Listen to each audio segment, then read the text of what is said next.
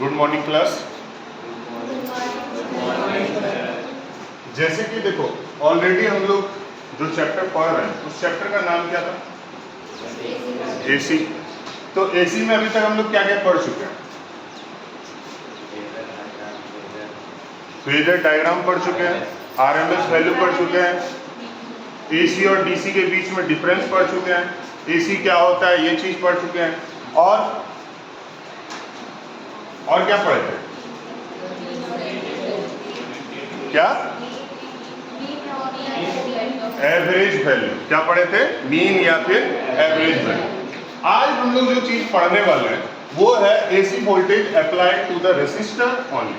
देखो एक्चुअली कोई भी एसी सोर्स जब हम रेसिस्टर, कैपेसिटेंस और इंडक्टेंस ये तीन चीज से यदि डिफरेंटली कनेक्ट करते हैं सिंगल हैंडेडली, मतलब सिर्फ एक चीज, जैसे मान लो यदि हम रेसिस्टेंस है तो सिर्फ रेसिस्टर को कनेक्ट करेंगे, यदि हम कैपेसिटेंस ले रहे हैं तो बस कैपेसिटेंस को कनेक्ट करेंगे, और यदि हम इंडक्टेंस ले रहे हैं तो बस इंडक्टेंस को कनेक्ट करेंगे, और हम ये देखेंगे कि क्या वो करंट को अपोज कर रहा है या टोटल अमाउंट ऑफ करंट को फ्लो करवा दे रहा है। मतलब किसी भी सर्किट में जो करंट है वो कितना पास होगा जब हम एक रेसिस्टेंस को लेते हैं, एक इंडक्टेंस को लेते हैं और एक कैपेसिटेंस को लेते हैं। तो उसी में से आज हम लोग दो डेरिवेशंस को देखने वाले हैं। एक तो है इसके लिए रेसिस्टर्स के लिए और दूसरा है इंडक्टेंस के लिए। इसके लिए रेसिस्टर और इंडक्टेंस। अब देखिए जब भी हम रेसिस्टेंस और इंडक्टेंस के बारे में डेराइव करेंगे तो उसमें दो तरह के डायग्राम्स के बारे में बात करेंगे। सबसे पहला जो डायग्राम होगा वो कौन सा डायग्राम होगा? तो वेव फॉर्म। कौन सा डायग्राम होगा? Wave form diagram. और दूसरा जो डायग्राम होगा वो होगा फेजर डायग्राम। क्या होगा? Phasor diagram. देखिए वेव फॉर्म डायग्राम जो है इससे पहले भी आप एक बार पढ़ चुके हैं, बट जो फेजर डायग्राम होगा वो आपके लिए थोड़ा सा नया होगा क्योंकि इसके बारे में आज तक आपने कभी पढ़ा नहीं। तो चलिए स्टार्ट करते हैं टॉपिक। अच्छा देखिए क्या है एसी सर्किट कंटेनिंग ओनली अ रेसिस्टर, मतलब कोई भी एसी सर्किट जो है उसमें सिर्फ आपको क्या देखने को मिलेगा? इस बार रेसिस्टर। क्या देखने को मिलेगा? रेसिस्टर। या फिर इसी चीज को हम एक और टर्म से डिराइव कर सकते हैं कि AC voltage applied to a purely resistive circuit. मतलब प्योरली रेसिस्टिव सर्किट का मतलब क्या है कि जो सर्किट है उसमें सिर्फ एक ही चीज मौजूद है, वो कौन है? Resistance R. क्या मौजूद है? Resistance R. और उस सर्किट में कौन सा वोल्टेज फ्लो हो रहा है? एसी वोल्टेज फ्लो हो रहा है। क्या फ्लो हो रहा है? AC voltage. तो जब एसी वोल्टेज फ्लो होगा तो देखिए सबसे पहले क्या बोला गया है कि एक सर्किट है जिस सर्किट में ये जो आपको दिख रहा है ये क्या है? तो एसी सोर्स है। क्या है ये? AC source. अब जब ये एक एसी सोर्स है तो इसका जो ईएमएफ वैल्यू है या फिर इसका जो वोल्टेज है वो वोल्टेज का फॉर्मूला क्या पढ़ाए थे? E is equal to E naught sine omega. अच्छा कोई बता सकता है इसमें से ई नॉट क्या होगा? माधव क्या होगा E naught? Peak value of voltage. अच्छा अदिति तुम ये बताओ कि यहाँ पे जो मेरा ओमेगा टी है ये ओमेगा टी क्या है? ओमेगा टी क्या है? करेक्ट। अच्छा बताओ प्रिंस, इसमें जो ई जो तुमको दिख रहा है ये ई क्या है? इसको क्या कहते हैं? इंस्टेंटेनियस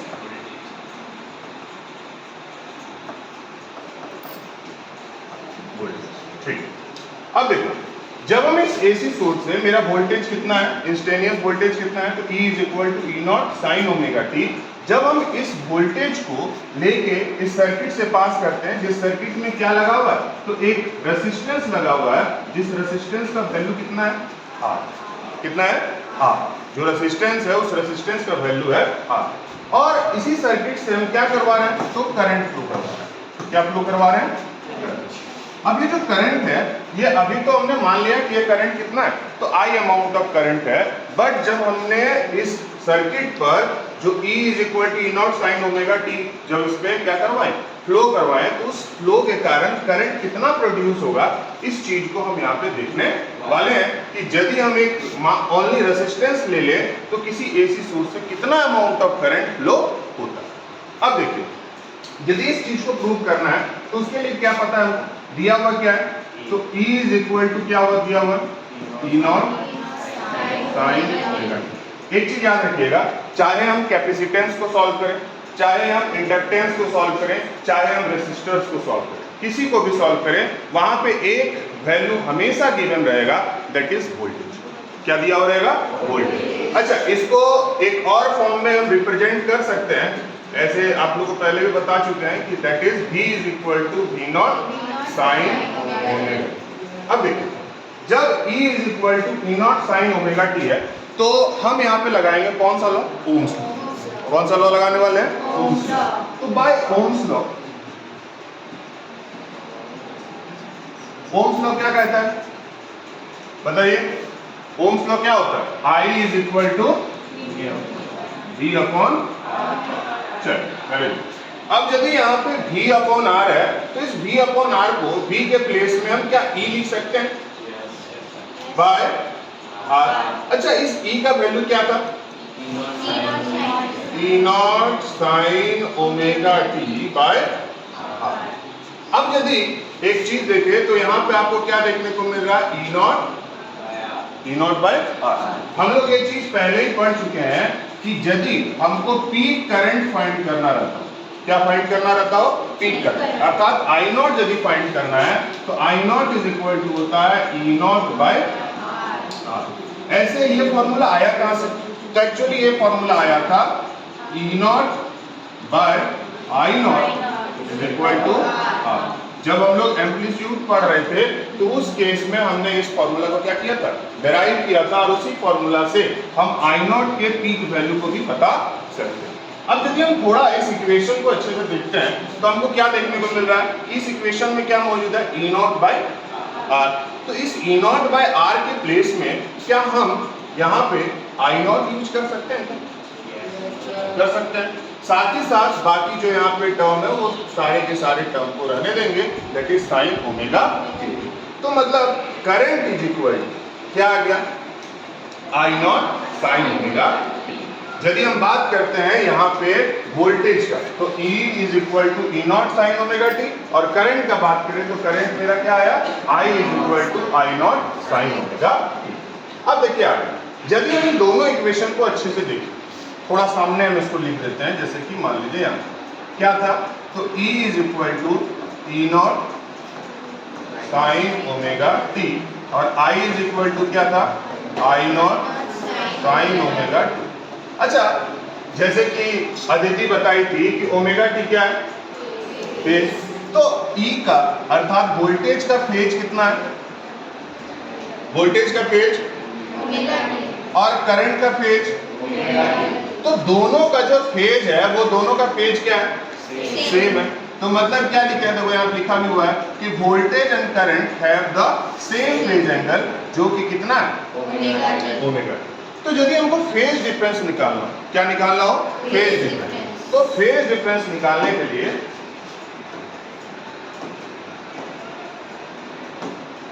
फेज डिफरेंस निकालने के लिए फेज डिफरेंस क्या किया जाएगा, very good, phase of voltage, phase of voltage minus phase of current. अब एक बात बताइए, वोल्टेज का फेज कितना था, वोल्टेज का फेज था ओमेगा टी। चलिए, तो यहाँ पे क्या लिख देंगे, ओमेगा टी माइनस, यदि हम करंट का देखें तो करंट का कितना है, ओमेगा टी, तो ओमेगा टी। अब कोई भी सेम टर्म यदि है तो उसको यदि माइनस करेंगे तो क्या आ जाएगा, मतलब इससे हमको ये समझ में आ गया कि यदि हम बात करते हैं रेसिस्टर्स, किसका बात करते हैं, रेसिस्टर्स का, तो रेसिस्टर्स में जो फेज डिफरेंस आता है वो क्या आता है, जीरो। क्या आता है, जीरो। और फेज डिफरेंस निकाला किस पे जाता है, तो वोल्टेज और करंट के डिफरेंस, इस पर वोल्टेज और करंट का जो फेज है उसके डिफरेंस पर हम निकालते हैं क्या, फेज डिफरेंस। अच्छा, फेज डिफरेंस को डिनोट किससे करते हैं, फाई।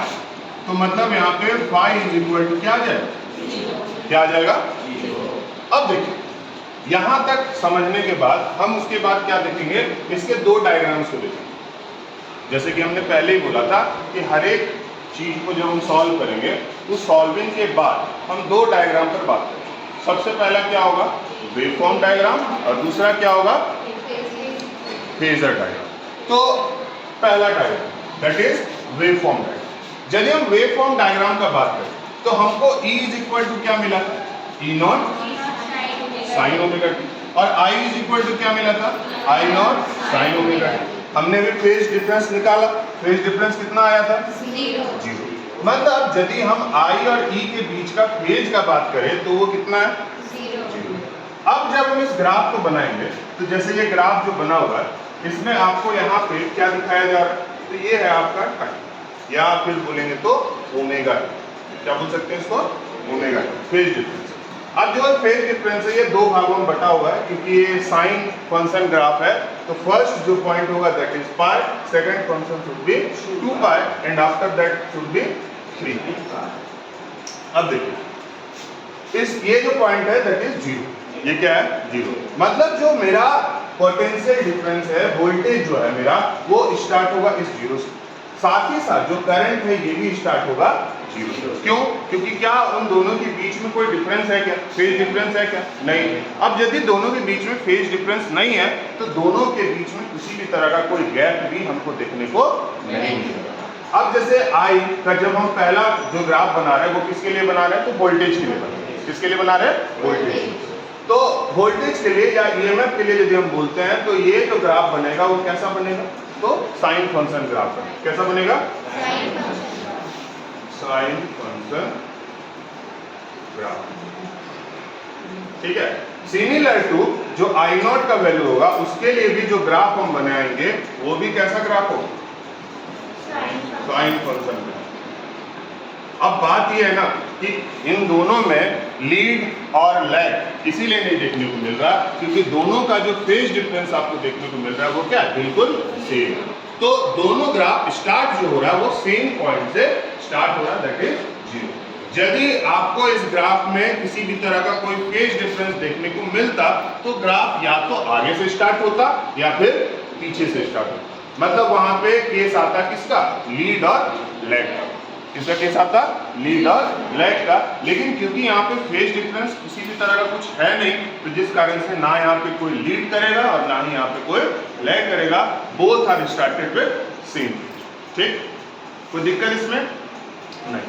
अब देखिए जो इसका ग्राफ बनाया है तो यहाँ पे जो मैक्सिमम वैल्यू होता है, मैक्सिमम वैल्यू को रिप्रेजेंट हम किससे कर रहे हैं, आई नॉट। सिमिलर टू जो EMF है या जो वोल्टेज है उसका मैक्सिमम वैल्यू को हम किससे रिप्रेजेंट कर रहे हैं, याद होगा इसको क्या बोला गया था, पीक वोल्टेज, और इसको बोला गया था पीक करंट। ठीक, अब देखिए आगे ये बात हुआ किसका, फिर तो वेव फॉर्म डायग्राम। ये किसका है, वेव फॉर्म डायग्राम। इसके बाद जो है दैट इज फेजर डायग्राम। देखिए फेजर डायग्राम को समझने से पहले तो ये समझ लीजिए कि ये क्या है, तो एक तरह का रोटेटिंग वेक्टर। ये क्या है, एक तरह का रोटेटिंग वेक्टर है which represent current end voltage maximum, जो कि क्या करता है, तो करंट और वोल्टेज का जो मैक्सिमम वैल्यू अर्थात जो पीक वैल्यू है उस पीक वैल्यू को डिनोट करने का काम करता है कौन, तो ये फेजर डायग्राम।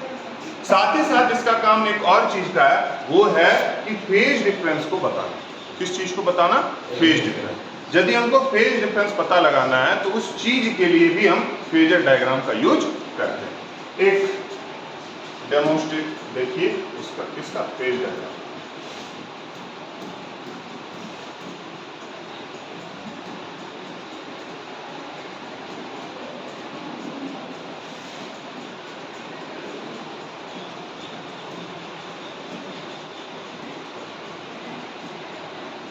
अच्छा ये पीडीएफ में बदल गया तो इसमें नहीं,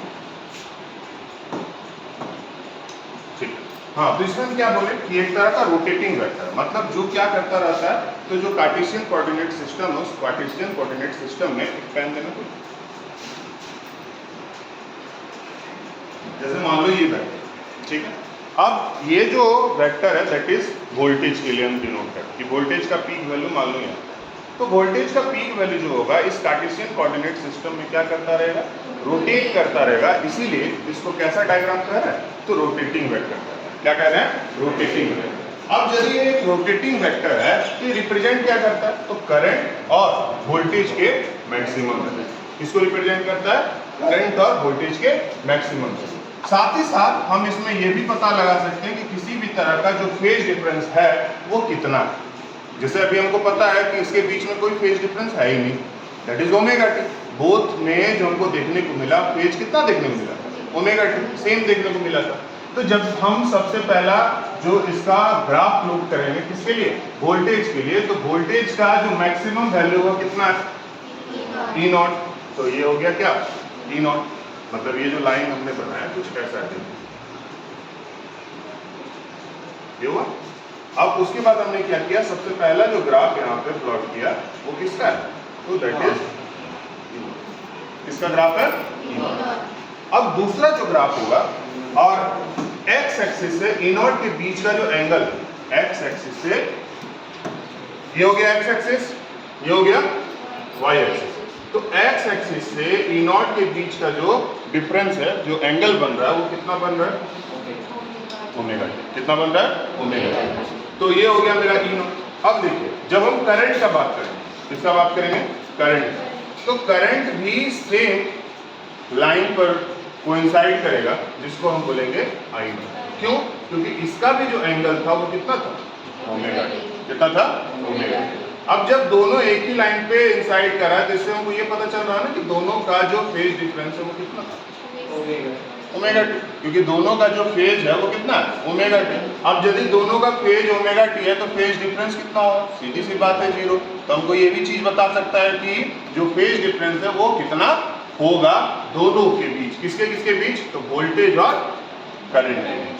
अब देखिए आगे, जैसे जो मेरा वाई एक्सिस होता है किसी भी फेजर डायग्राम में, जो वाई एक्सिस होता है वो उसके पी के वैल्यू को डिनोट करने का काम करता है। तो याद रखिएगा, in any phasor diagram, in any phasor diagram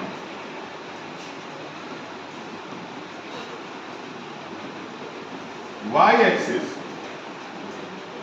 represent the peak value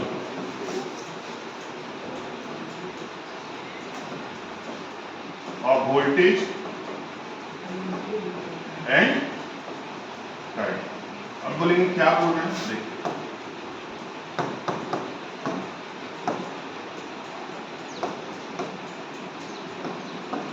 देखो हम करते क्या है, जैसे तुमको देखने को मिल रहा है कि ई नॉट यहाँ पे मैक्सिमम लाइन है, तो हम यहाँ से एक स्ट्रेट लाइन बनाएंगे और ई नॉट पे एंड करेंगे। तो ये जो वाई एक्सिस पे ये जो पॉइंट होगा, ये जो पॉइंट होगा ये वाला, इस पॉइंट का वैल्यू जो होगा वो होगा E naught sine omega. Similar to यदि हम करंट के लिए बनाते हैं, किसके लिए, करंट के लिए, ठीक। तो जब हम करंट के लिए बनाएंगे तो ये जो मेरा पॉइंट कहलाएगा वो कहलाएगा आई नॉट साइन ओमेगा। तो याद रखना कि किसी भी फेजर डायग्राम का जो वाई एक्सिस होता है, क्या होता है, वाई एक्सिस, वो वाई एक्सिस हमको क्या बताने का काम करता है, तो वाई एक्सिस हमें बताने का काम करता है कि जो पीक वैल्यू है वोल्टेज का या करंट का वो कितना है, ठीक। दिक्कत किसी को, दिक्कत है, चलिए अब आगे बढ़ते हैं। देखिए यहीं तक था क्या, तो रेसिस्टर, क्या था, रेसिस्टर का काम इतना ही।